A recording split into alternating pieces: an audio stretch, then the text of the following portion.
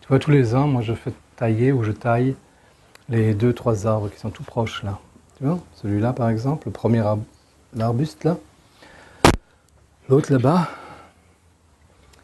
le chêne qui pousse là-bas. Là, je vais tailler les deux gros sapins, les 3 sapins là, le premier juste derrière le toit, ensuite les 2 grands. J'ai fait tailler à une hauteur de 2 mètres à peu près. Pourquoi? Parce que si on les laisse pousser, on est enfermé, alors qu'il y a un grand parc, une grande forêt, on est enfermé dans un espace très petit. Et si je taille un peu, tout l'espace visuel s'ouvre.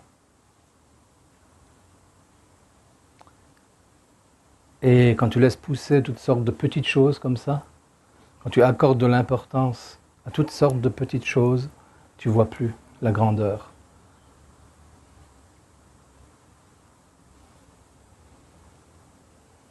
L'un réduit son champ de vision par ses pantalons, l'autre par sa croyance restrictive. Chacun par ses propres théories se coupe de ce qui est très grand. Et à ce moment-là, ce qui est très grand ne peut pas agir en toi, ne peut pas couler en toi continuellement. Parce que tu te focalises sur une chose ou une autre. De temps en temps, il faut élaguer, il faut tailler pour avoir une vision plus large. Mais si tu es attaché aux choses, ça ne va pas. Quand j'ai commencé à couper les branches des arbres, il y a un spécialiste des bois et forêts, c'était pas toi, un grand spécialiste aussi des arbres m'a dit, mais ils vont crever aux arbres, couper trop de branches, tu sais, et ils vont pas tenir, etc.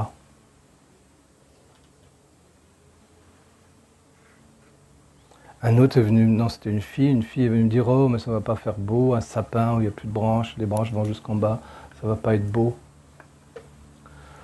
Tu vois, chacun sa théorie comme ça. Parce qu'ils sont attachés. L'un a une théorie de la survie des pauvres arbres, l'autre a la théorie de ce qui est beau et de ce qui l'est pas. Chacun son histoire.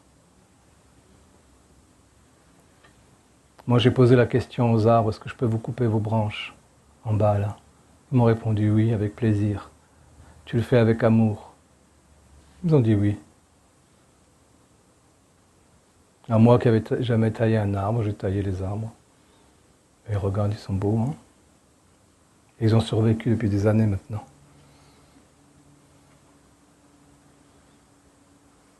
Dès que tu es attaché, tu te réduis ton champ d'existence, ton champ de perception, tout.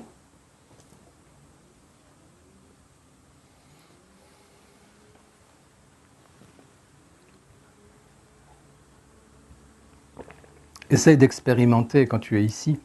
On peut expérimenter. Tu vois, quand tu es ici, quelle que soit la situation, tu peux décider de regarder les gens et de leur sourire. Si quelqu'un te demande de faire quelque chose, tu dis oui, avec le sourire. Même si tu n'as pas envie de le faire, tu fais. Parce que c'est là, devant toi. Il n'y a aucune raison de le faire. Tu vois, il n'y a aucune raison de le faire, il n'y a aucune raison de ne pas le faire. Alors, le plus simple, c'est d'utiliser les grands mots. Oui. Hop, et on fait. Simplement comme ça. Essaye d'être en contact avec la vie simple et immédiate. Et quand on est comme ça, on se désencombre un peu. Et si tu te désencombres un peu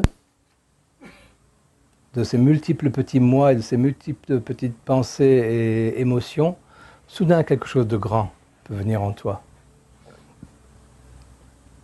Et après ce grand, tu l'appelles comme tu veux.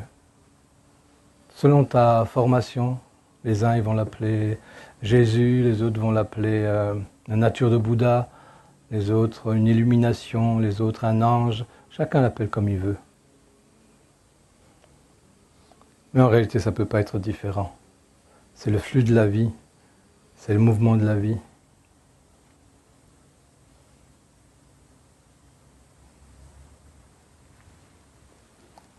C'est la vie. C'est la lumière. C'est l'amour.